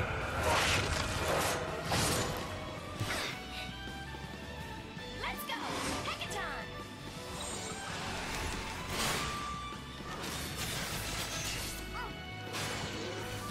There. One down. No, don't let it blow up.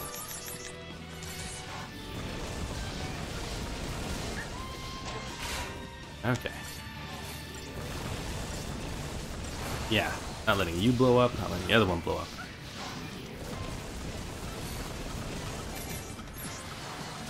Ooh boy, that quake is just ruining them.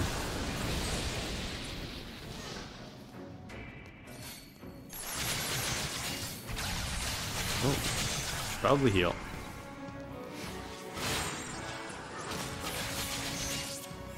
Oh, Hecaton Cure's also almost dead. Oh, yeah, we already saw this. We just saw it, actually. Chain cannons. Yeah. You want to extend a chain gauge? That's how you do it.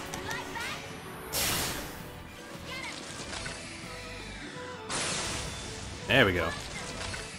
Farm damage. Although we probably want to extend that chain gauge. Oh! Accidentally killed it. Whoops. Alright, we'll wait for a TP to recover before trying that again. I actually don't know what her summon own final ability does. Massive damage, okay. Massive damage. And massive damage and instantly slay. The Odin is probably the worst summon. Unfortunately. Because Lightning is the main character that I imagine a lot of people play the game with, the fact that it is one of the least interesting summons probably negatively paints people's views of summons as a whole. Which is just unfortunate, really. The size is all for show.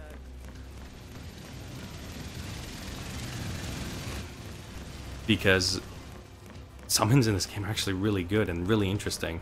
And it's frustrating to think that, you know, they unfortunately just made one of their least interesting and effective summons the one that most people will associate with the game, because it's not only the first one you get to use, it's the one of the ostensibly main character. Given that, you know, it's just the game builds itself with Lightning being the main character, despite the fact that the story itself doesn't really lend itself to having one main character. Oh, yeah, it saw me. That's too bad.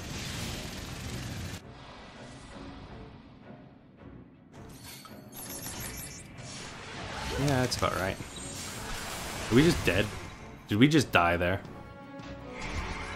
And so it ends.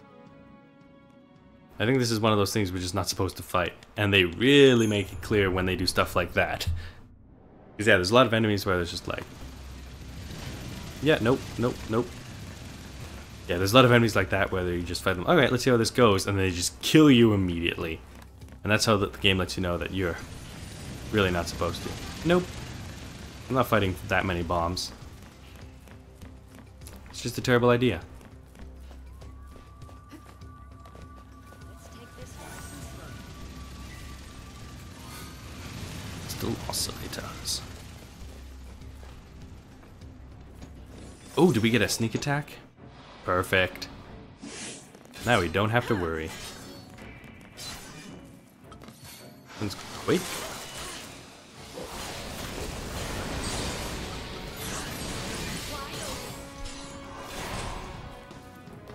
Good game.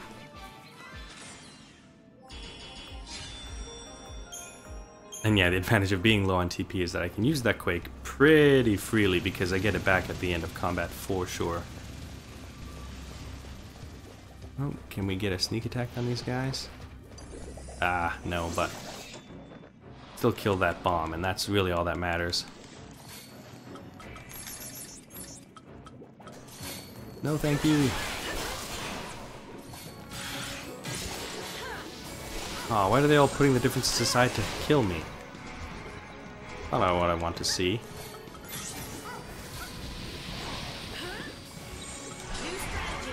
Okay. Heal Fang. Yep, heal Fang. Keep healing Fang. Oh boy. That hurt.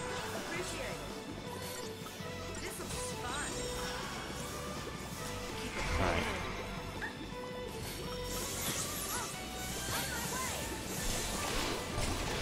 Yeah, that's not gonna go well. Alright, let's try to do this.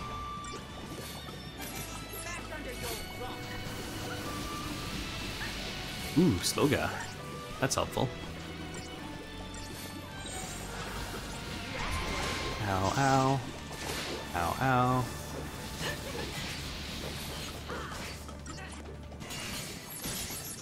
Are you just weak to fire? You're actually weak to lightning? Well, that's news. Doesn't take a lot of damage from it. Oh boy. Oh, well, you're resistant. Well, now I just feel dumb. Wasting my time using magic spells when this is just bajillion times more effective. You figure a name like Rust Pudding would mean that they're actually resistant to physical and weak to magic. What do I know, apparently? What do I know?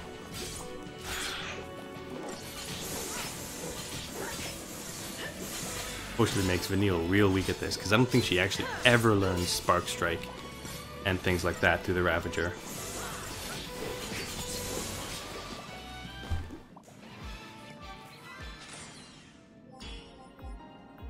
Awesome. 1 star. No reward.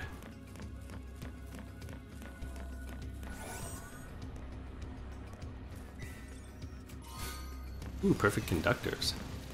Those are one of the best crafting materials in the game. Though I'm looking for catalysts right now, so no credit to you. Yeah, I hope we're getting close. Yeah, I'm not gonna fight y'all guys. Even though I could have got a preemptive strike. No, thank you. I already fought one of you guys once. Don't want to do it again.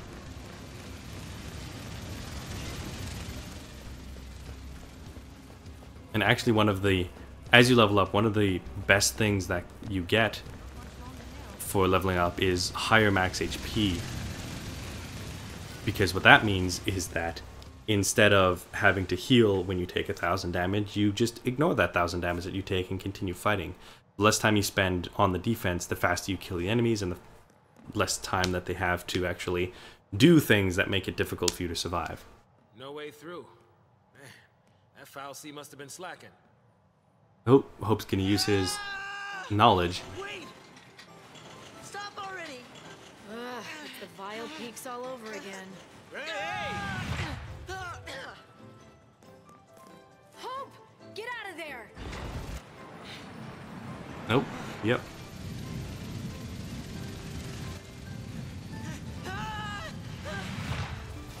Saved by the big thing. Is he trying to stop it? You can do it! Well, luckily none of those things landed on you. What are they Good doing? safety mechanism. Also, there's no way that giant saw wouldn't just be cutting through that front one. Like nothing. That was cool. Go robot guys. Good lesson for us. Not even a mighty foul C is a match for the power of teamwork. Okay, Dad. That is inspiration right there. Save the sermons, old man. Let's hop on Fang saying what I Trailblazer here, want to while we say. Still have the chance.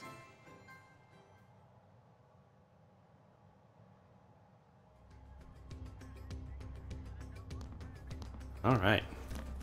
Off we go.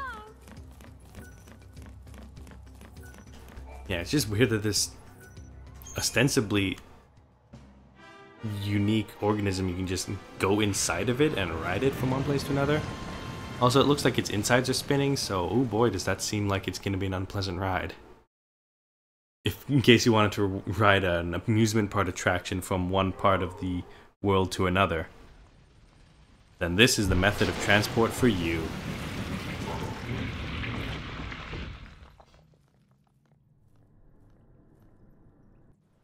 Never in my life would I want to ride something like that. Good way to get dizzy for days. Oh, an Uedimu.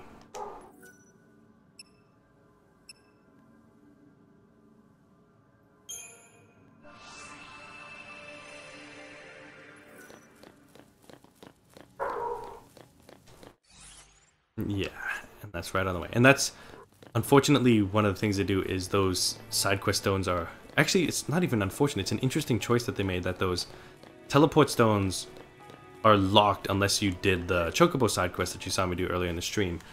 Ostensibly because if you're the type of player to see those side quest markers and completely ignore them and move on with the main stories anyways, you're probably not interested in coming back and getting shortcuts unlocked for you later on.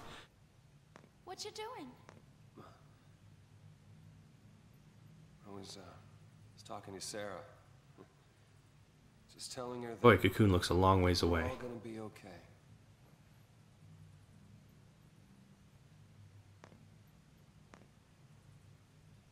And there sure are a lot more of these than I remember there being. I guess with Pulse being so exploration focused, and I suppose the way that it encourages exploration and doing missions, and the fact that it's a lot lower stakes and... Sarah?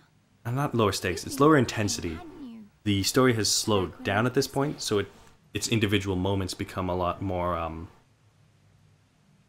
they blend into each other a lot more. Oh, another flashback. This place was beautiful, and my focus was to destroy it. I decided to do nothing and wait to become a sea. But because I did nothing, others got dragged into this nightmare, and I was the one to blame. Oh, Vanille actually met Sarah? They both have protagonist hair, so it does make sense. How's the scrape? Huh? Fine. Much better, thanks to you. Oh, sure you don't mind. I mean, I'm not keeping you from anything, am I? Not at all. Don't worry. I could sit here for hours.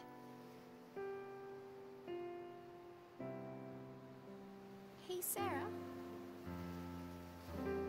Do you think we'll meet again? We might. Sure.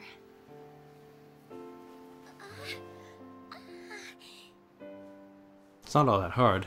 No one in this world has cell phones, I suppose, but... I was chasing after someone. And there's something I really need to apologize for. But I just can't ever find the words. Gee, that's gotta be tough, huh? Yes. I even have nightmares about it. Well, if it's too much to deal with, face it later. Talking about slowing down the storyline, here's Vanille talking to a character that we've basically never really Sometimes seen things seem easier when you look at them from in a distance, while. you know? But does that really work? Good question. I'll let you know. Actually, I've been trying to keep something at a distance myself lately. Like what? Don't worry Don't about it. laugh, okay? It's a dream I had. More of a focus, really. Bad one. I dreamt I destroyed the world. It was terrifying. I needed some time alone. It had me so scared, I tried to run away. But then, my boyfriend, he came chasing after me. That's when I understood. Running away and leaving behind the people you care about, that isn't love. Though you might just want to keep them safe, shutting them out of your life only hurts them more. The point is, I have people I can count on. I'll make it through. I think you'll be fine. And you will be too. You'll find the words. Now, from a storytelling perspective, Sure. this is an interesting scene because this, from a timeline perspective, basically tells I'm sorry. Vanille that she needs to, like, be honest with Fang. Sorry. And What else can I hello, say? Cosette. Welcome to the Should be asking. closing scenes of the deep dive. I don't know what to say. Oh, you're still on? Yeah. Oh. Oh, friends. Yeah, so as I was saying, from a storyline perspective, Vanille just learned an important lesson about being honest with Fang, which she didn't do until I mean, you met Sarah? 20 minutes ago. Despite the... and it would make sense for that to have happened immediately before telling Fang all of the stuff. But instead we got it, To say I was sorry. you know, in a flashback later on, which, as far as storyline telling tools go, is a good idea. Maybe you'll get a But chance. unfortunately was done in a way that made the timeline not really make any sense. Come on. Her name's literally Vanilla. Yeah. The same vision of I mean, the other girl's name is Fang. did. You know, but Vanilla. Yeah. Dursley had to be lying when he explained her focus. I think she beat it. Oh, Vanille's coming to an important revelation. And that's what made her turn to Crystal. Yep. No. Lol. That is a very Snow thing to do. Yeah, I already decided. Despite a lack of evidence or reasoning or actual information telling me that this is the case, I've just decided this is the way things are. Oh, those are horrific. Oh yeah, I'm not even going to touch them. For a majority of reasons. Majority? You know, So, don't... the things that aren't reasons, what are they? The things that aren't reasons? Okay, so a non-reason for not touching them is, because I can? Okay, but that's, No, that's a a reason. reason. That's an interesting That's conundrum. why I'm making fun of you for saying a majority of reasons. Yes, that's fair. Oh gosh, 4 of these things? That booty. She thick. I'm not ready for this.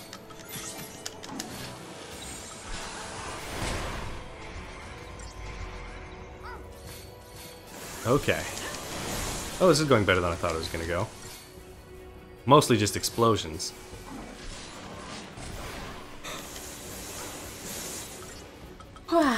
Ah, yes, I forgot that advantage of Ruinga. It knocks things into the sky, which stops them from hitting things.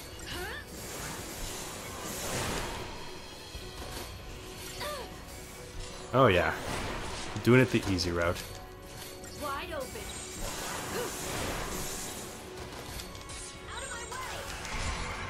Alright, let's win. Oh, I got staggered just in time for it to die. Alright, let's do this.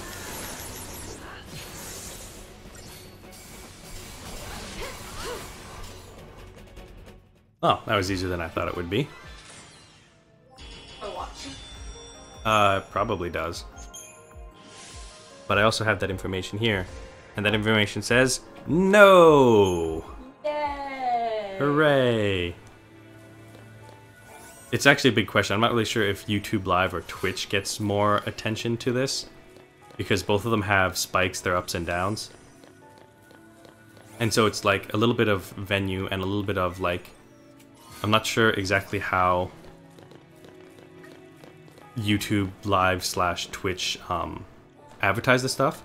So I'm not quite sure which is the better choice when it comes to streaming solutions. Gotcha. Because, you know, the YouTube Live has the advantage that, you know, people subscribe to the channel get to see it. Yeah. Twitch has the advantage of people just generally interested in the video game get to see it. And I'm not really sure what's the best thing to do. I mean, YouTube Live has the advantage I don't have to afterwards download the video from Twitch and upload it onto YouTube, but that isn't exactly the hardest step in the sequence. Watching. Very nice. It was dress rehearsal. Perfect. This is the choker that Alex made. Oh, I see. Yeah. Cool. Alex made it for me and him and someone else. You could show it off to the camera. Yeah, I could. You want to back up a little bit. Like, So, no, I can... oh, yeah, going for the choker. I see. Okay. So, and... made us.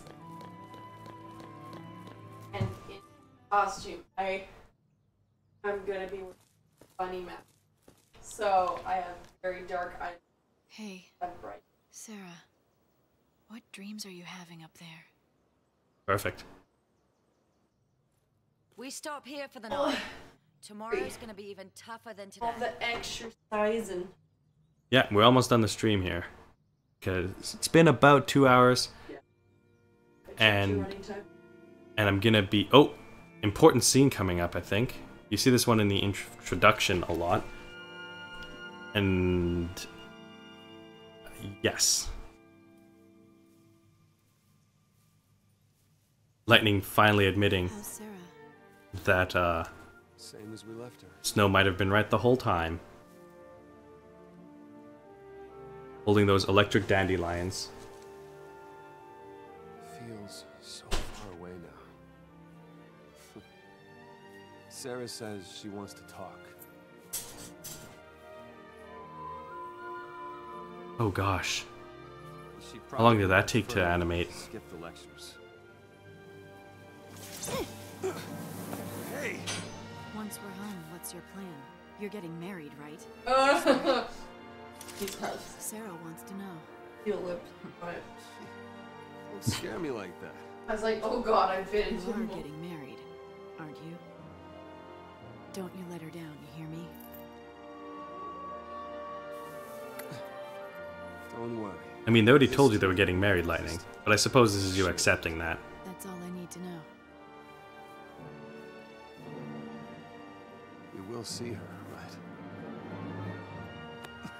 Don't go there. No room for doubt. You're right. We'll see her again. And soon. You convinced me of that. So stay strong. Don't worry. We'll finish this and go see her together.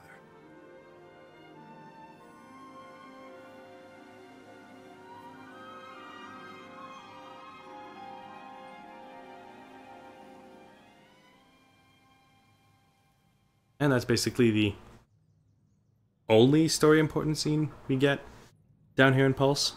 At least the one that's not strictly optional in world building. And so that's probably a good place to stop. So, thank you for joining on this episode of The Deep Dive. Next time we start, I'll probably be a little bit farther through Pulse and ready to get back into the main story of things. And perhaps I'll record a supercut of certain side quests, or maybe I won't. There's you know, You'll just other have ways to do it. deal with whatever you get. There's other ways to see what happens down here on Pulse. You get what you get, and you don't get upset. I mean, people might get upset. I'm not really going to tell people they're not allowed to get upset. If you're upset, like, comment, and subscribe so you can tell me how upset you are. If you get what you get and you don't get upset, like, comment and subscribe.